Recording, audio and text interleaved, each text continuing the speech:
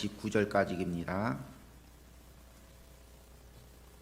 욥기 20장 12절에서 29절까지 우리 교독으로 읽겠습니다. 그는 비록 악을 달게 여겨 혀 밑에 감추며 아껴서 버리지 아니하고 입천장에 물고 있을지라도 그의 음식이 창자 속에서 변하여 뱃속에서 독사의 쓸개같이 되느니라. 그가 재물을 삼겼을지라도 토할 것은 하나님이 그 배에서 도로 나오게 하심이니 그는 독사의 독을 빨며 뱀의 혀에 죽을 것이라. 그는 강 곧 꿀과 엉킨 젖이 흐르는 강을 보지 못할 것이요 수고하여 얻은 것을 삼키지 못하고 돌려주며 매매하여 얻은 재물도 즐거움을 삼지 못하리니 이는 그가 가난한 자를 학대하고 버렸으며 자기가 세우지 않은 집을 빼앗음이라. 그는 마음의 평안을 알지 못하니 그가 기뻐하는 것을 하나도 보존하지 못하겠고 남기는 것이 없이 모두 먹으니 그런즉 그 행복이 오래가지 못할 것이라. 풍족할 때에도 괴로움이 이르리니 모든 재난을 주는 자의 손이 그에게 임하리라. 그가 배를 불리려 할 때에 하나님이 맹렬한 진노를 내리시리니 음식을 먹을 때에 그의 위에 비같이 쏟으시리라. 그가 철병기를 피할 때에는 노타사를 쏘아 꿰뚫을 것이요 몸에서 그의 화살을 빼낸즉 번쩍번쩍하는 촉이 그의 쓸개에서 나오고 큰 두려움이 그에게 닥치느니라. 큰 어둠이 그를 위하여 예비되어 있고 사람이 피우지 않은 불이 그를 멸하며 그 장막에 남은 것을 해치리라. 하늘이 그의 죄악을 드러낼 것이요 땅이 그를 대항하여 일어날 것인즉 그의 가산이 떠나가며 하나님의 진노의 날에 끌려가리라. 이는 악인이 하나님께 받을 분깃이요 하나님이 그에게 정하신 기업이니라. 아멘. 우리 욥기를 계속해서 묵상하고 있는데요. 욥기는 욥이 당한 고난의 내용이 초반에 나오고 그 후에 길게 욥의 세 친구들과 욥의 이 논쟁이 이제 벌어지고 있습니다. 뒤에 가면 이제 엘리후라는 더 젊은 인물도 나옵니다. 근데 이제 욥과 욥의 친구들이 세 차례를 이제 변론을 하고 지금 이제 우리가 읽고 있는 말씀은 이제 두 차례 2차 변론. 그 중에서도 이제 이 소발의 마지막 이 소발의 말을 이제 우리가 오늘 묵상을 해서 읽었습니다. 이 욥기가 이제 욥의 친구들이 점점 뒤로 갈수록 이 말이 거칠어집니다. 그리고 엘리바스, 빌다, 소발 어린 나이 순으로 갈수록 점점 더 말이 이제 심해집니다. 그래서 이제 오늘 이 소발이 아주 거칠게 욥에게 이제 말을 쏟아내는데 이제는 논쟁이 아니라 위로가 아니라 거의 이제 저주의 수준에 가깝게 이제 이런 상황으로 변하는 것을 보게 됩니다. 어제 말씀에도 이제 20장 5절 말씀에 보니까 얼마나 이제 이 소발이 심하게 이야기를 하냐면 악인이 이긴다는 자랑도 잠시요 경건하지 못한 자의 즐거움도 잠깐이니라. 그 존귀함이 하늘에 닿고 그 머리가 구름에 미칠지라도 자기 똥처럼 영원히 망할 것이라. 그 아주 그냥 욥에게 너무 심한 독설을 쏟아내는 것입니다. 그리고 이제 오늘 말씀에 봐보면 소발이 거의 욥을 저주하는 수준으로 이야기를 합니다. 오늘 12절에 보니까 그는 비록 악을 달게 여겨 혀 밑에 감추며 우리 이제 이것을 이제 사탕을 이제 먹는 그 장면을 생각하면 됩니다. 저 같은 경우 이제 성격이 급해서 항상 사탕을 먹으면 씹어 먹는데 대부분의 사람들은 사탕을 이제 입술로 빨면서 그 단맛을 갖다가 계속 삼킵니다. 한 번에 먹지 않고 조금씩 빨면서 계속 그 단맛을 느낍니다. 마치 이제 악을 행하는 자가 이와 같다는 것입니다.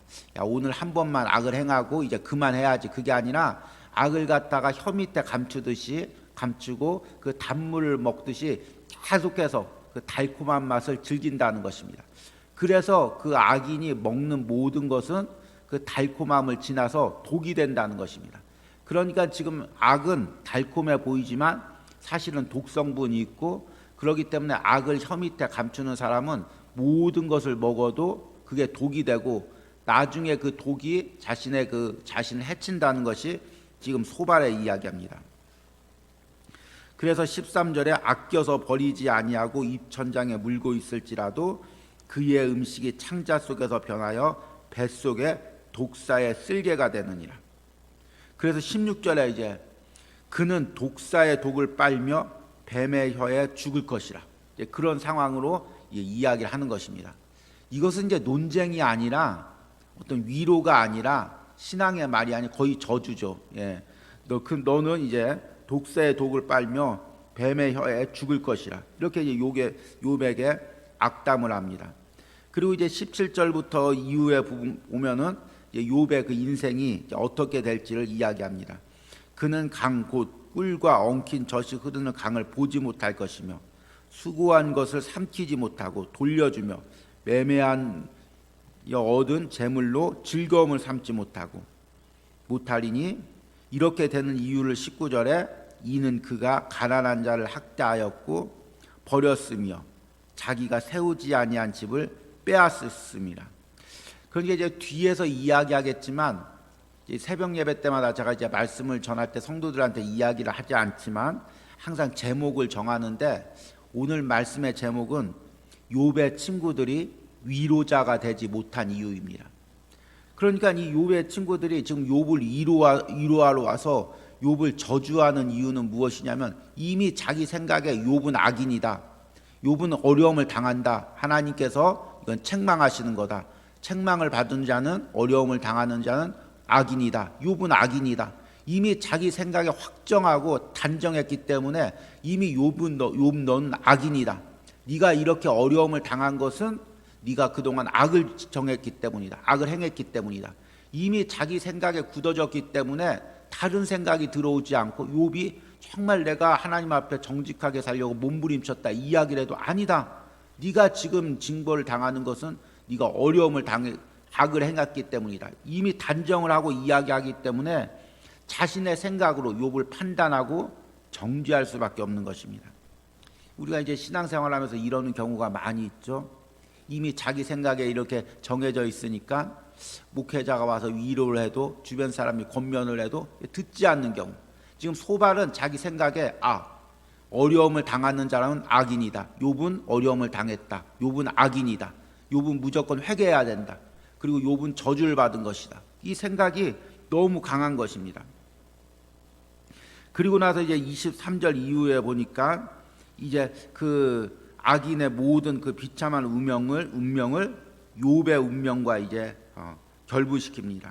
23절에 그가 배를 불리려 할 때 하나님이 맹렬한 진노를 내리시리니 음식을 먹을 때 그의 위에 비같이 쏟아지리니 이제 점점 말이 심해집니다. 24절에 철병기를 피할 때는 노타살이 쏟아 꿰뚫을 것이요.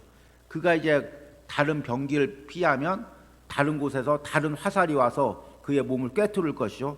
그래서 그 몸에 꿰뚫은 화살을 빼내려고 하면 25절에 몸에서 그의 화살을 빼낸 즉 번쩍번쩍하는 촉이 그의 쓸개에서 나오고 큰 두려움이 그에게 닥치리라.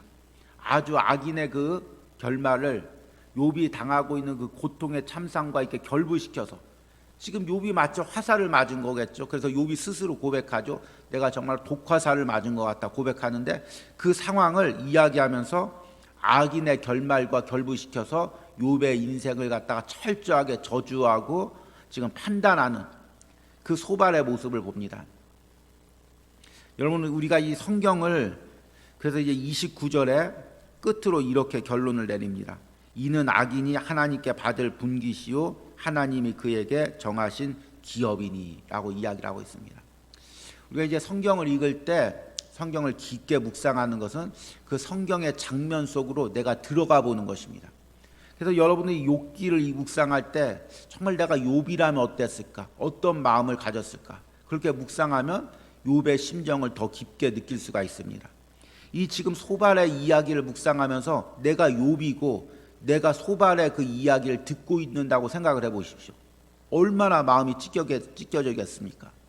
야 악인은 똥같이 멸망하리라. 야 화살을 피해도 그 화살이 쓸개를 꿰뚫고 그 화살을 빼내면 너의 장기가 같이 쏟아지리라. 이런 말들을 들을 때 욥이 얼마나 자괴감을 느끼고, 야, 내가 이런 말까지 들으면서 살아야 되나? 내가 이런 말까지 들으면서 신앙을 지켜야 되나? 굉장히 무너졌을 것입니다. 그러니까 욥의 친구들은 욥을 위로하러 와서 무너진 욥을 일으켜 새로 왔다가 오히려 욥을 더 넘어뜨리고 일어나지 못하도록 공격하는 그런 역할을 하고 있는 것입니다. 그런데 우리가 이 성경을 자세히 욥기를 묵상해 보면 이 욥의 새 친구들은 누구보다도 욥의 위로자가 될 수가 있습니다. 왜 그렇습니까? 욥의 새 친구들은 신앙이 있었고 지혜가 있었고 또 물질도 있었겠죠. 욥처럼 큰 물질은 아니지만 그래도 작은 물질이라도 주면서 욥 이거 얼마 안 되지만 너의 그 재산을 회복하는 데는 별 도움이 안 되겠지만 정말 내가 너에게 이것밖에 해줄 게 없다. 물질을 주면서 때론 같이 기도해 주면서 위로해 주면서 충분히 그럴 수가 있습니다. 왜냐하면 욥의 친구들은 누구보다도 욥과 가까웠고 욥의 사정을 함께 알고 또 욥의 당한 고난을 너무 잘 알고 그리고 욥과 평생 같이 신앙생활한 신앙의 동지들이었기 때문입니다. 그러니까 누구보다도 욥을 잘 위로하고 회복시킬 수 있는 물질도 있었고 신앙도 있었고 지혜도 있었고 친분도 있었습니다. 그러니까 이 말씀을 묵상하다 보면 하나님께서 욥의 새 친구들을 욥에게 보내서 그 욥에 당한 극심한 고난 가운데 때로는 위로자로 삼고 회복자로 삼기 위해서 욥의 새 친구들을 사용하신 것입니다.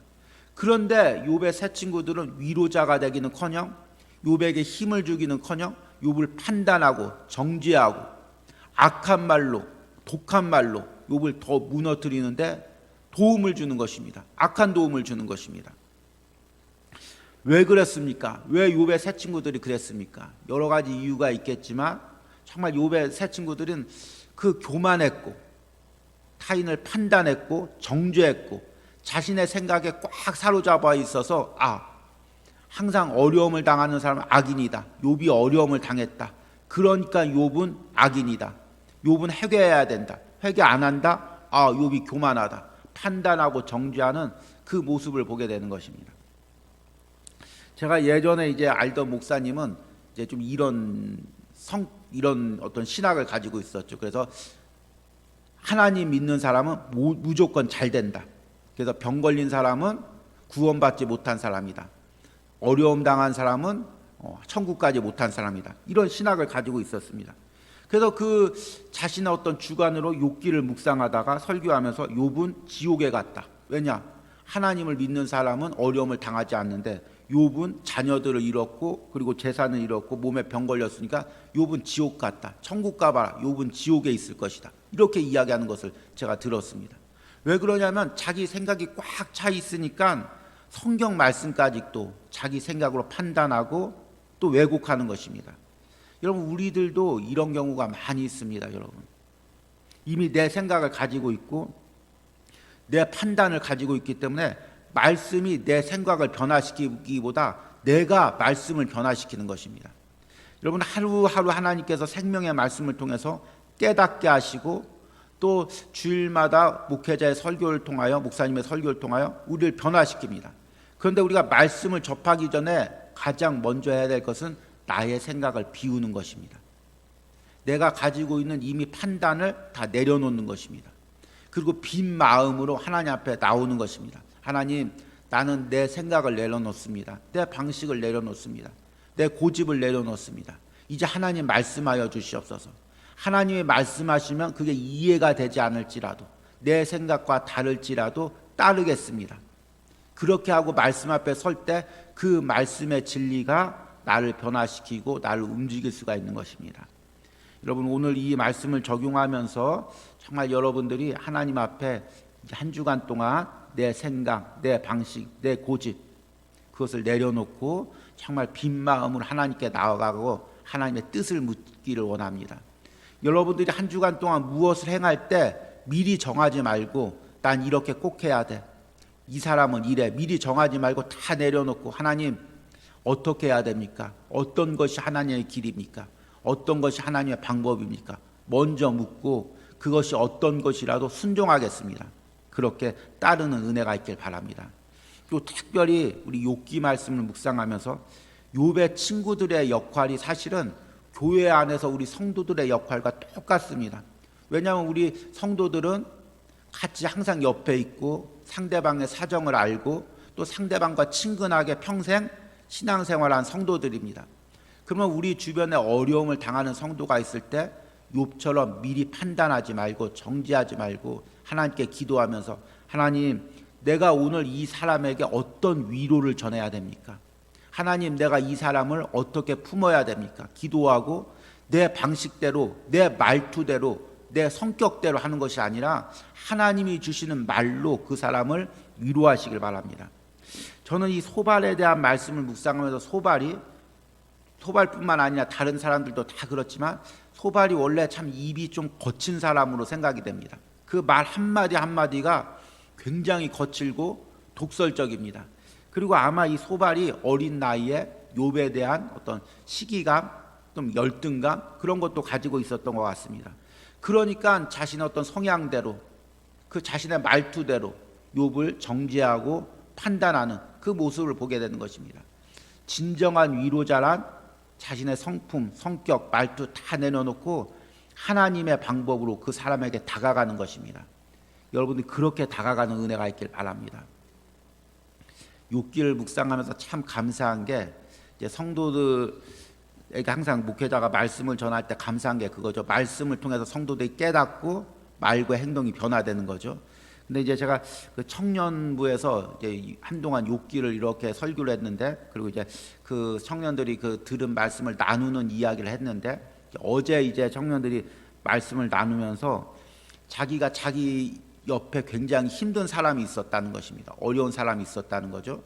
그런데 자기가 이제 그 사람을 위로했는데 예전 같으면 그 사람에게 너 어떻게 해야 돼? 이럴 때 뭐 이래야 돼? 판단하고 또 이제 가르쳐 줬을 텐데 욥기 말씀을 묵상하고 나서 아, 그게 아니구나. 그래서 그 사람을 들어주고 함께 아파해주고 함께 공감해 주었다는 것입니다.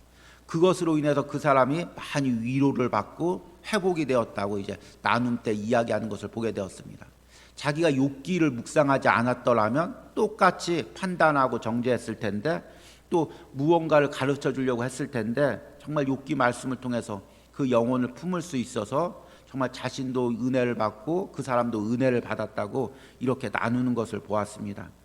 여러분, 욥기 말씀을 통해서 하나님께서 우리에게 주신 이유가 있습니다.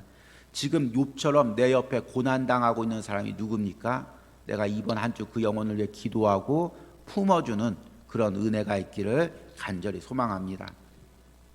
우리 기도하겠습니다. 하나님이 욥의 새 친구들을 욥의 위로자로 삼았습니다. 하나님, 이들은 지위가 있었고 재물이 있었고 또 하나님 능력이 있었고 하나님 신앙이 있었습니다. 무엇보다도 욥의 사정을 누구보다도 잘 아는 욥의 가장 친한 친구였습니다. 그러나 그들은 그들이 가진 성품과 그들이 가진 교만과 그들이 가지는 판단으로 인해 위로자가 되는 것을 실패했습니다. 하나님, 우리는 욥의 새 친구들이 아닌 하나님 신앙 안에서 진정한 위로자가 되기를 원합니다. 내 가족이 아파할 때, 내 형제가 아파할 때, 우리 같은 성도가 아파할 때 정말 그들 앞에 가까이 다가가서 그들을 품고 그들의 아픔을 들어주고 그들 위해서 같이 눈물을 흘리며 기도해주는 진정한 위로자가 되기를 원합니다. 하나님, 우리 가운데 하나님 모든 생각과 판단과 교만을 내려놓게 하시고 그 영혼을 품을 수 있는 진정한 위로자가 될 수 있도록 함께하여 주시옵소서. 우리 69번째 예물 드립니다. 주님의 마음을 본받아 살면서 거룩하게 아버지를 닮아가는 자녀가 될 수 있도록 오늘 하루도 힘쓰는 하루가 되게 하여 주시옵소서. 하나님의 마음으로, 예수님의 마음으로 성도들